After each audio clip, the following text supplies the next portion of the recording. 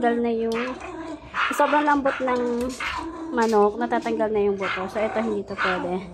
Ito pa natin to. So, yan.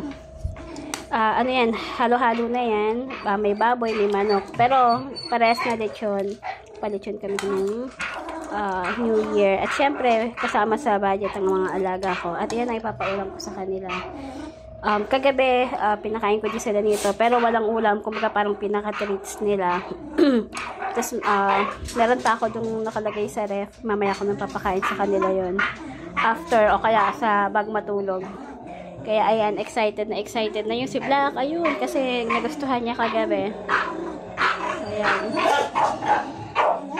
So, ayan. So, isa-serve ko lang. Then, papakain ko na sila. So, ayan. Nalalamas ko yung ano, para maging maliliit na strands. Yung baboy sa kayong manok. Ito baboy to eh. Tapos may manok din. Ayan, yung iba manok. So, after, pwede na natin itong ilagay sa kanilang kainan. Tingin ko mag-add ako ng konti pang ano. Bali, ito nga pala, kasama to dun sa, yung, sinama ko yung ibang sabaw sa baba. Kaya may sabaw na to. So, yung sabaw ng buto-buto, parang bulalo siya. Pero hindi mo siya bulalo kasi wala siyang gulay eh. So, yung buto-buto pinakuluan, para magkaroon ng sabaw, mainit na sabaw. Hiningi ko sila sa baba at yun ang hinalo ko dito sa kanilang lechon. So, ayan. Okay na to. Pwede na. Okay. Para meron lahat. Sa isahin natin.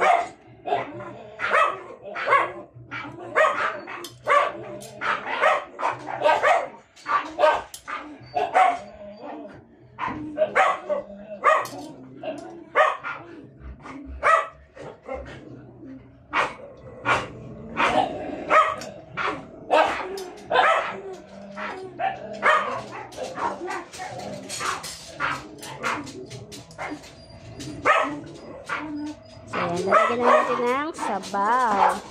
Pero, dadagdagan ko yung sabaw para kumasya. Tingin ko hindi kasi ito eh. Ayan, may sabaw na. Nilagyan ko na yung sabaw. Nalimutan ko pindutin yung